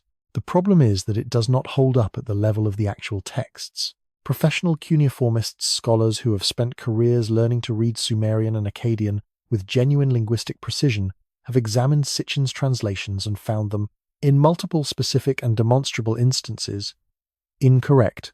The word Anunnaki is a compound term that most Sumerian specialists translate as princely offspring, or those of noble seed, a term denoting divine aristocracy within the Mesopotamian pantheon, not beings from another world. The astronomical texts Sitchin used to support the Nibiru hypothesis do not, when read by scholars trained in Mesopotamian astronomy, describe an unknown planet on an unusual orbit. The genetic engineering narrative, the claim that Sumerian texts describe the creation of Homo sapiens as a labor force, is based on a reading of the Atrahasis epic that professional translators do not recognize as accurate. None of this is a matter of interpretation. It is a matter of what the words actually say in the language they were written in. So the alien ruler hypothesis fails at the foundational level of translation. That is a hard stop, not a difference of scholarly opinion. But here is where the accounting becomes more complicated, because Sitchin was wrong about the answer while asking some questions that are not wrong. The mathematical structure of the pre-flood rains is genuinely unresolved. No mainstream scholar has offered a fully satisfying explanation for why all 8 entries are exact multiples of 3,600. Saying the numbers are symbolic explains the pattern without explaining the specific choice of base unit or the precise variation between rains. That gap is real, and pointing to it is not fringe thinking. It is the honest assessment of where the scholarship currently stands. The possibility that Sumerian cosmological texts encode astronomical data, including precessional cycles, has been explored by researchers with genuine credentials, including Giorgio de Santillana of MIT. The conclusion that such encoding definitively occurred has not been established, but the question of whether it occurred has not been definitively closed either. Dismissing it wholesale because Sitchin attached similar-sounding claims to a discredited theory is a form of guilt by association, not a scholarly argument. The fringe tradition around the Sumerian King List also tends to get one broader point structurally correct, even while getting the specifics wrong. The point is this: the standard civilizational timeline, which places the meaningful beginning of human complexity at roughly 5,000 years before Christ, is increasingly difficult to defend as an accurate description of the prehistoric record. Göbekli Tepe, the Gulf Oasis, the ancient DNA replacement events, the Younger Dryas disruption, the Aboriginal oral traditions preserving accurate memories of sea level changes from 10,000 years ago. These findings, taken together, describe a prehistoric world that was far more complex, far more dynamic, and far more capable of sustaining sophisticated cultural traditions than the older model assumed. The fringe is correct that there is a gap in the official story. It is incorrect about what fills that gap. The evidence does not point toward extraterrestrial intervention. It points toward human beings, capable, organized, culturally sophisticated human beings, living through periods of catastrophic disruption and preserving their knowledge across generations in ways we are only beginning to understand. One theory suggests that the persistence of the ancient astronaut narrative in popular culture reflects something real about the emotional experience of engaging with the archaeological record, specifically the genuine cognitive difficulty of accepting that human beings, without any help from outside, built Göbekli Tepe 9,600 years before Christ, maintained a sacred site at Eridu across 4,000 years of prehistory, and encoded sophisticated astronomical and mathematical knowledge into a clay tablet list of kings. The fringe reaches for extraterrestrial explanation, partly because the human explanation feels, to many people, almost equally astonishing. That instinct is not wrong. The human story is astonishing. Graham Hancock occupies a different position in this landscape than Sitchin, and the distinction matters. Hancock's argument, developed across multiple books, and most recently in a Netflix documentary series, is not that the pre-flood kings were aliens. His argument is that a sophisticated human civilization existed before the Younger Dryas catastrophe, was largely destroyed by it, and that the survivors transmitted knowledge of their lost world into the mythological traditions of subsequent cultures. The Sumerian King List, under this reading, is a memory of that civilization. Archaeologists have noted that Hancock's specific claims about the location, scale, and technological sophistication of the proposed pre-flood civilization go well beyond what the current evidence supports. The argument requires a level of prehistoric social complexity that has not been demonstrated archaeologically, and it tends to treat suggestive correlations as confirmations. But the underlying framework that sophisticated human cultural traditions existed before the standard civilizational timeline were disrupted by climate catastrophe and were partially preserved in the mythological records of later cultures is not contradicted by the mainstream evidence. It is, in fact, broadly consistent with what the ancient DNA revolution and the climate science are showing. The question is not whether prehistoric disruption occurred and left traces in later traditions. The question is how sophisticated the disrupted cultures were and what specifically they knew. That question deserves rigorous investigation. Not the investigation Sitchin conducted, which substituted linguistic invention for linguistic scholarship. Not the investigation Hancock conducts, which sometimes allows the desired conclusion to shape the reading of ambiguous evidence. But genuine, funded, methodologically careful investigation, ancient DNA sampling at Ubaid period sites, systematic sub-bottom profiling of the Persian Gulf seafloor, computational analysis of the full SKL manuscript corpus, renewed excavation at Eridu. The signal is there, underneath the noise, underneath the ancient astronauts and the hidden planets and the secret archives. There is a real question about what human beings knew before the waters rose, and the world they had built disappeared beneath the sea. That question does not need Nibiru, it just needs attention. In 1946, a team of archaeologists arrived at Eridu with hand tools, notebooks, and a modest budget from the Iraqi government. They dug by hand. They measured by eye. They photographed with film cameras that required careful development in field conditions. When they found something significant, they described it in writing and moved on. The work was extraordinary given the constraints. It was also, by the standards of what is now possible, almost heartbreakingly limited. The contrast between what those researchers could do in 1946 and what a well-equipped team could do at the same site today is not a matter of degree, it is a matter of kind. The tools available to modern archaeologists and earth scientists do not simply do the same things faster and more accurately. They do things that were literally inconceivable 75 years ago. They see through solid ground. They read damaged texts without touching them. They extract population histories from fragments of bone too small to examine with the naked eye. And the vast majority of those tools have never been systematically applied to the questions raised by the Sumerian King List. Begin with what is visible from space. In the mid-1960s, the United States government launched a series of reconnaissance satellites under the classified program known as Corona. The satellites were designed to photograph Soviet military installations, but their cameras also captured, incidentally and exhaustively, the landscape of the ancient Near East. The imagery was declassified in 1995 and released to the public in 1997. And when archaeologists began working through the archive, what they found transformed the known map of ancient settlement in Iraq, Syria, and surrounding regions, sites that nobody had recorded. Mound formations invisible at ground level but clearly defined from orbit, field patterns, irrigation traces, and road networks preserved in the soil as crop marks and soil discolorations, readable from above even when nothing remained on the surface. A 2,000-year-old landscape, partially legible again because a Cold War spy satellite happened to photograph it 50 years ago.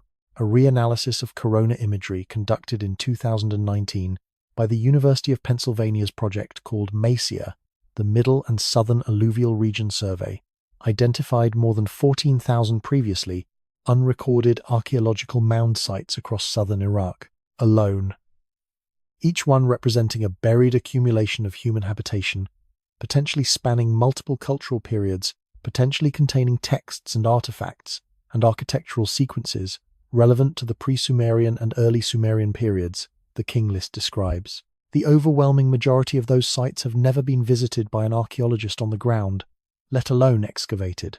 Modern satellite imagery has advanced far beyond corona. Multispectral imaging, synthetic aperture radar, and LiDAR light detection and ranging, a technology that bounces laser pulses off the ground surface and uses the return timing to construct precise three-dimensional maps of buried features, can now identify subsurface structures at depths and resolutions that field survey cannot match without excavation. LiDAR has been used to reveal the full extent of Maya cities beneath the jungle canopy of Guatemala and Belize, producing maps of urban complexity that rewrote textbook accounts of pre-Columbian civilization overnight. The same technology applied systematically to southern Iraq would produce, almost certainly, a similarly transformative picture of the landscape around Eridu, Shuruppak, Sippar, and the other cities named in the King List. The equipment exists, the satellite platforms exist, the analytical software exists. A coordinated survey program covering the relevant area of southern Iraq could be designed and executed within a few years by a team of moderate size, and with funding that, in the context of major research initiatives, would be considered relatively modest. It has not been done. Now move from the land to the water. The Persian Gulf seafloor represents what is arguably the single most significant unexplored archaeological environment on Earth, relative to the questions raised by the King List tradition.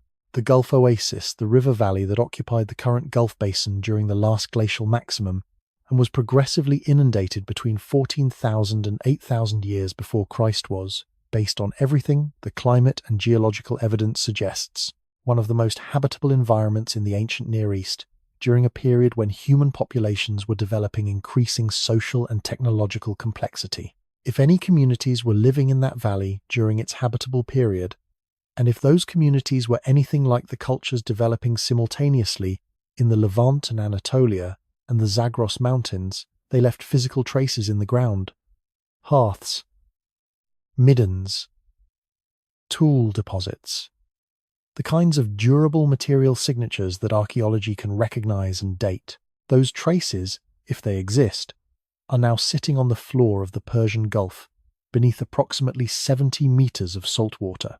Sub-bottom profiling is a technology routinely used by the offshore petroleum industry to map geological strata beneath the seafloor. It works by projecting acoustic pulses into the seabed and analyzing the reflected signals to construct a layered picture of subsurface stratigraphy readable to depths of 10 to 15 meters below the sediment surface and across large horizontal areas. The equipment is mounted on survey vessels and towed across the survey area. It is not experimental technology. It is standard operational procedure for any serious offshore resource survey. Archaeologists have noted that no systematic academic sub-bottom profiling survey of the Persian Gulf seafloor has been published with the specific purpose of identifying pre-inundation human occupation surfaces. The petroleum companies operating in the Gulf have almost certainly generated sub-bottom data covering much of the relevant area as a routine part of their exploration work. That data, if it exists and if it were made available to archaeologists, could potentially identify buried land surfaces, river channels, and occupation horizons that would allow targeted underwater excavation using remotely operated vehicles. The data may be sitting in private corporate archives. The question of whether it contains archaeologically relevant information has not been formally investigated. Bring the inquiry back to the texts themselves. The Cuneiform Digital Library Initiative, a collaborative project based at UCLA and Oxford University, has digitized more than 335,000 cuneiform tablets as of 2023. The project represents decades of painstaking work by scholars photographing, describing, and cataloguing one of the largest bodies of ancient textual material in existence. It is a genuinely remarkable achievement of collaborative scholarship, and it is still incomplete. Significant collections remain undigitized. Tablets in private collections, including portions of the Shuruppak collection and materials acquired by American institutions before provenance standards tightened, have not been fully incorporated. Tablets recovered from illicit excavations and subsequently repatriated to Iraq exist in storage conditions that make scholarly access difficult. In 2023, researchers at MIT and the Hebrew University of Jerusalem demonstrated that artificial intelligence tools trained on known cuneiform texts could assist in the translation and reconstruction of damaged or partially legible tablets, including texts that human scholars had been unable to read with confidence. The system achieved accuracy rates that, for certain tablet types and periods, approached the performance of trained human translators.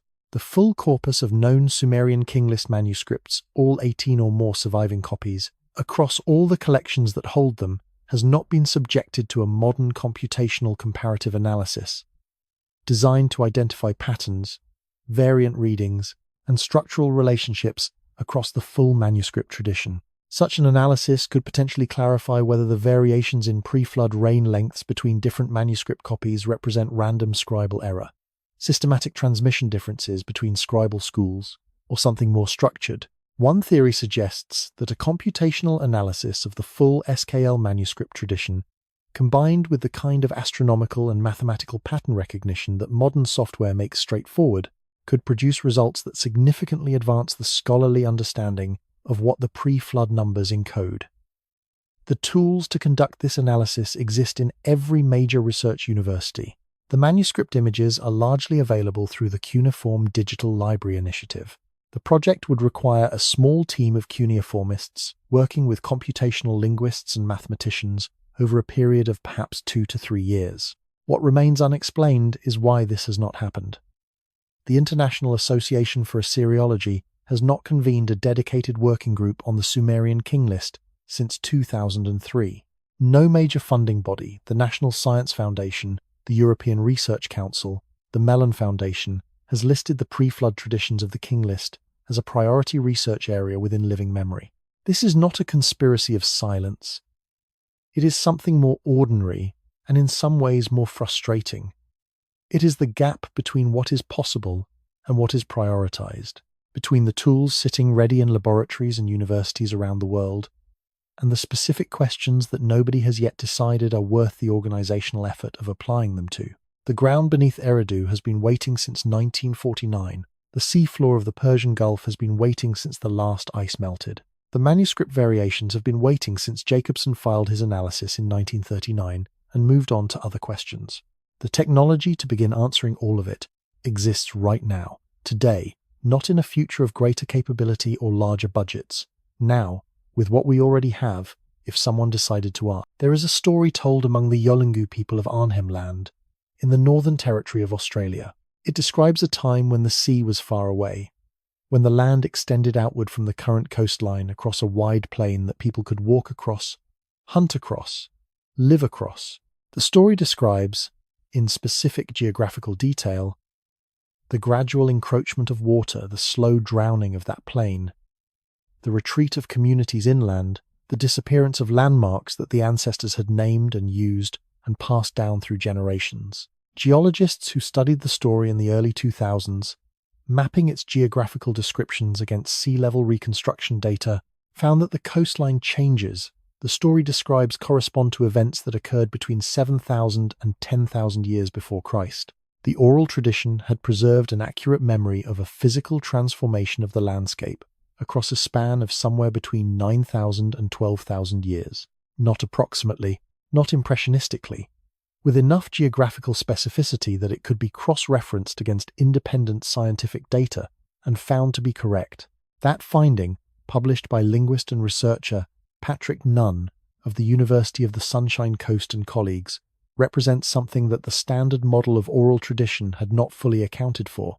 We had assumed, reasonably enough, that unwritten memory degrades, that stories drift from their origins, that after a few generations the specific details blur into the archetypal, and after a few more generations even the archetypal dissolves into something unrecognizable.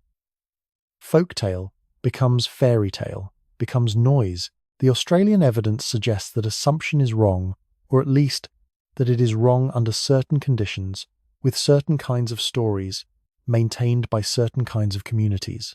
The conditions appear to be roughly these. The story must be considered important enough to preserve with fidelity rather than embellish for entertainment.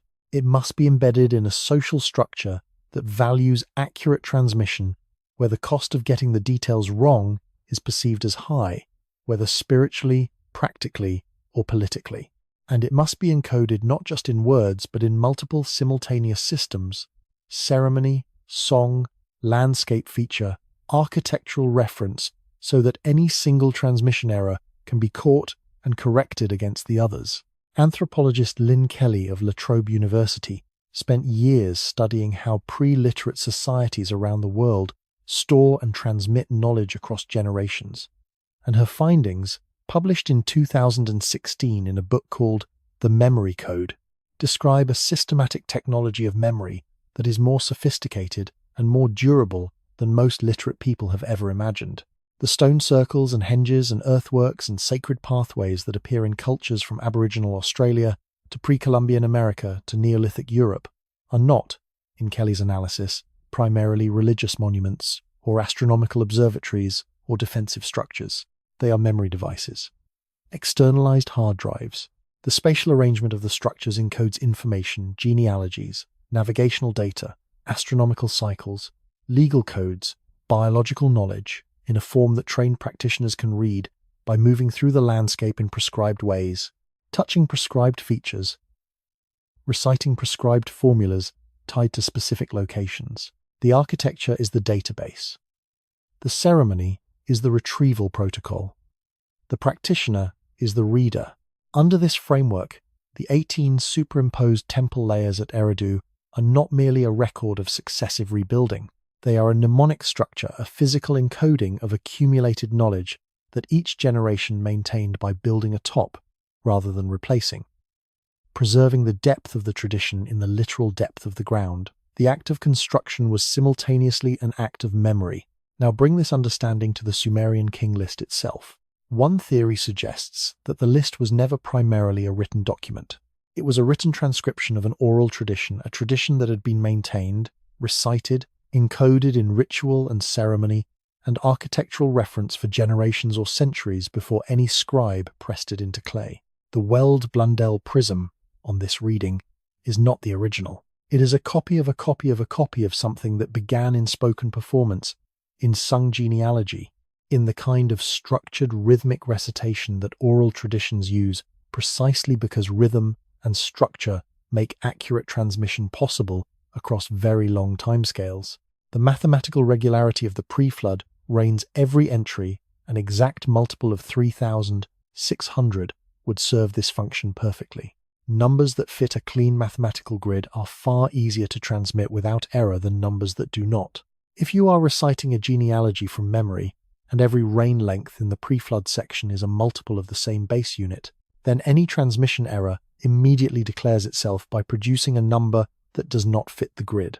The mathematics is a self-correcting error detection system built into the content of the tradition itself. This is not speculation about ancient intentions.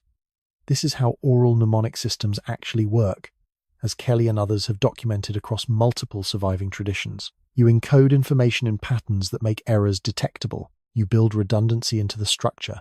You make the correct version easy to recognize, because incorrect versions feel wrong in ways that a trained practitioner can identify immediately.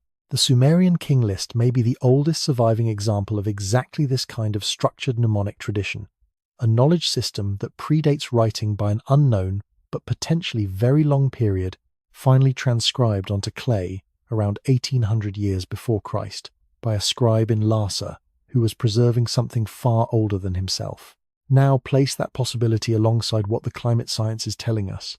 The period between approximately 12,000 and 6,000 years before Christ was not, as the older model of human prehistory assumed, a period of simple hunter-gatherer existence gradually transitioning toward agriculture and settlement. It was a period of dramatic, repeated, large-scale disruption.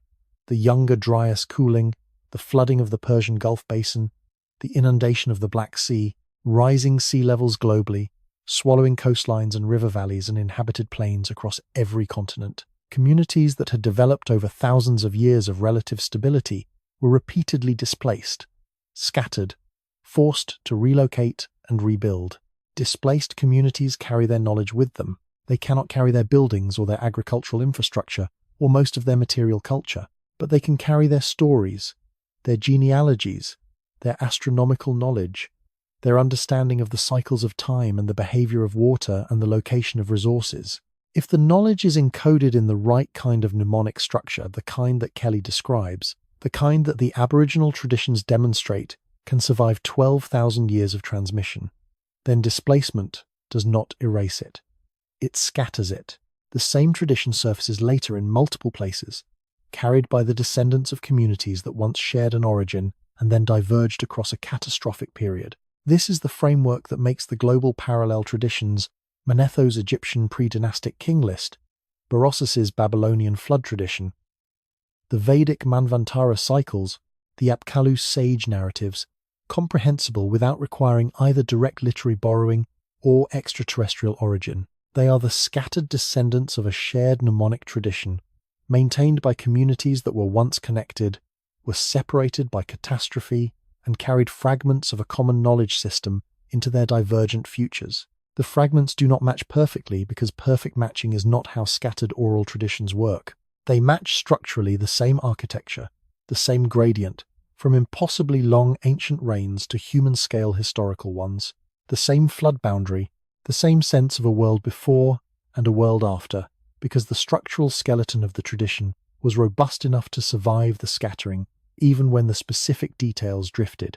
Daniel Lord Smale of Harvard and Andrew Shryock of the University of Michigan made a related argument in their 2011 book, Deep History, proposing that the conventional 5,000-year window of written history represents not the beginning of meaningful human historical consciousness, but simply the beginning of its material preservation in durable form. Human beings have been maintaining, transmitting, and updating complex models of the past for far longer than the archaeological record of writing implies. The Sumerian King List is not the beginning of historical thought. It is the earliest surviving transcription of a historical tradition that was already ancient when it was written down. We are the amnesiac civilization in this story, not the Sumerians. They knew they were preserving something old. They knew the scribe in Lhasa was not inventing the tradition he was recording. They built their temples in layers, so the depth of the past would be physically present, literally underfoot, every time a priest performed a ritual in the newest sanctuary, built above the oldest one. What we have lost is not the document. What we have lost is the context, the full mnemonic system of which the written text was only one component, the oral tradition and the ceremony and the architectural memory that the text was embedded in, and that gave it its full meaning. Recovering that context is not impossible. It is the work of the tools described in the previous section of this documentary, the ancient DNA sampling and the seafloor surveys and the computational text analysis applied with patience and seriousness to questions that have been waiting quietly for the attention they deserve. The memory is older than we think. The tradition is deeper than the clay, and the clay has been sitting in Oxford for 100 years, waiting for someone to ask it the right question. Come back for a moment to the beginning. A clay tablet, a museum in Oxford, tourists walking past it every day without stopping, a list of kings pressed into dried clay by a scribe in the city of Lhasa, sometime around 1800 years before Christ, preserving a tradition that was already ancient when he wrote it down, that described a world so remote from his own that even he, working within the same broad cultural tradition, was separated from its origin by a gulf of time we can barely imagine. The Weld-Blundell Prism sits in Case 7, Room 56 of the Ashmolean Museum. Admission to the Ashmolean is free. Anyone can walk in off the street in Oxford, England, on any day the museum is open, and stand in front of the oldest king list ever discovered. No special permission required. No restricted archive. No hidden vault. The mystery is not hidden. It never was. What it is unfinished. And there is a meaningful difference between those two things. A hidden mystery is one that someone has deliberately concealed, locked away, classified, buried under layers of institutional protection designed to prevent examination. That is the narrative that surrounds this subject in popular culture, and it is largely wrong. The Sumerian King List has been publicly available, in translation, since the early 20th century. The debates about what its pre-flood numbers mean have been conducted openly in academic journals. The cities it names have been excavated by teams from multiple countries working under the scrutiny of the international scholarly community. The document has not been suppressed. It has been, in a quieter and more mundane way, under-pursued. An unfinished mystery is one where the questions have been asked but not yet answered, where the tools to make progress exist but have not been assembled and directed toward the problem with the seriousness it deserves. That is the honest description of where things stand with the Sumerian King List in the year 2026.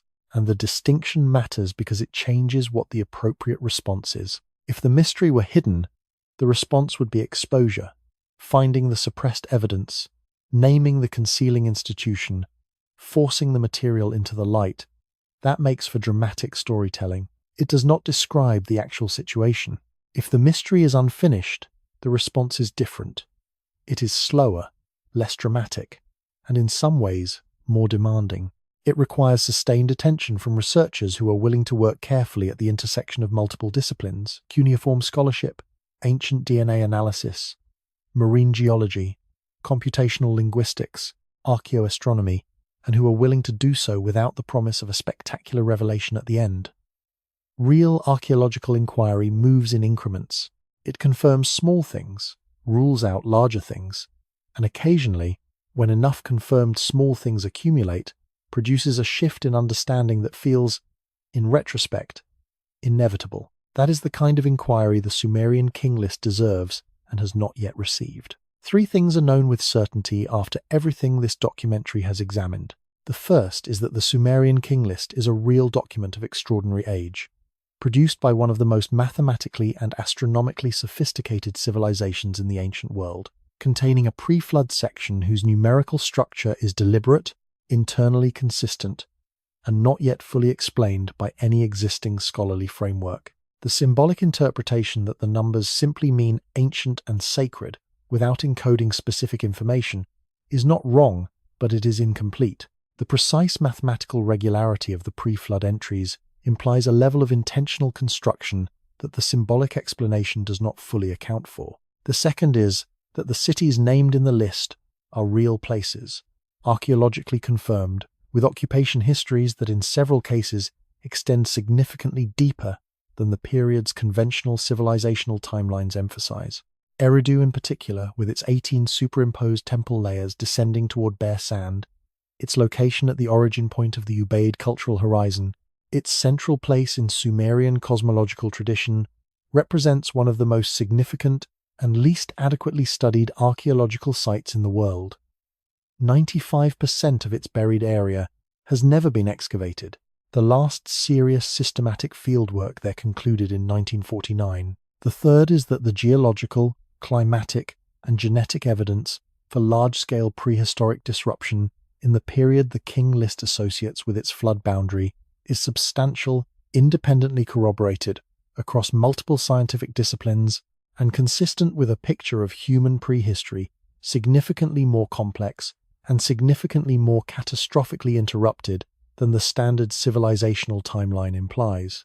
The world before the flood boundary in the Sumerian King List was not the empty prehistory of older archaeological models. It was a world of organized communities, maintained traditions, accumulated knowledge, and long cultural continuity. A world that was partially, but not entirely, erased by the environmental catastrophes of the period between 12,000 and 6,000 years before Christ. Those 3 certainties do not add up to proof of any specific dramatic claim. They add up to something more modest and more durable. They add up to a genuine open question, one that the evidence supports asking seriously, one that the available tools make it possible to pursue meaningfully, and one that the scholarly community has not yet organized itself to answer with the focus and resources the question merits. Now consider the funding question, because it is the most concrete expression of what the unfinished mystery actually requires. The Iraq State Board of Antiquities and Heritage has been formally requesting international excavation partnerships since 2008. The response from the broader international community has been meaningful in places German, Italian, and Japanese teams have conducted fieldwork at various Iraqi sites in the years since the security situation improved. But, relative to the scale of what is buried in southern Iraq, the investment has been modest. A full, systematic survey of the Persian Gulf seafloor, using the sub-bottom profiling technology that the petroleum industry already deploys routinely in those waters, has been estimated by marine archaeologists to cost somewhere in the range of $40 to $80 million over a multi-year program. That is a significant sum by the standards of archaeological research. It is less than 2% of the cost of a single Mars mission. The comparison is not made to argue against space exploration. It is made to illustrate that the choices being made about which mysteries to pursue are choices, not inevitabilities, not the natural result of where the interesting questions happen to lie, but allocations of attention and resources that reflect priorities we have set and could reset. We are choosing, right now, which parts of our past to recover and which to leave in the ground. A renewed excavation program at Eridu, conducted with modern methods, ground-penetrating radar, systematic sampling for ancient DNA, LiDAR mapping of the full site extent, detailed stratigraphic analysis of the deeper temple layers using current dating techniques, would cost a fraction of what major excavation programs at more prominent sites routinely spend. The site is known, the permissions framework exists, the scholarly questions are clearly defined. What is missing is the decision to do it.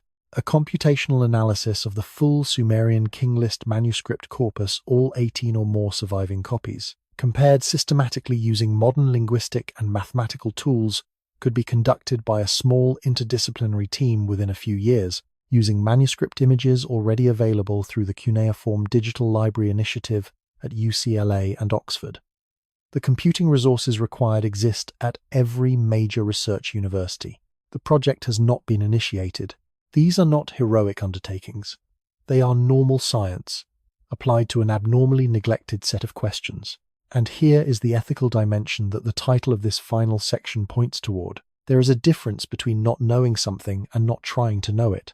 The first is the ordinary condition of human inquiry. The world is vast, and our tools are finite, and there will always be more questions than answers at any given moment in the history of knowledge. That is not a failure. That is the landscape of intellectual life. The second is something different. Not trying to know something that is knowable. Using tools that exist, about questions that matter, that is a choice, and choices have ethical weight, especially when what is at stake is the recovery of a human past that belongs to everyone. The communities whose ancestors built Eridu and pressed the King List into clay and maintained the temple sequence across 4,000 years of prehistory were not the ancestors of any single modern nation or culture. They were part of the deep human story that precedes every contemporary identity. The ground in southern Iraq contains the buried remains of traditions and knowledge systems and cultural achievements that belong to the species, not to any subset of it.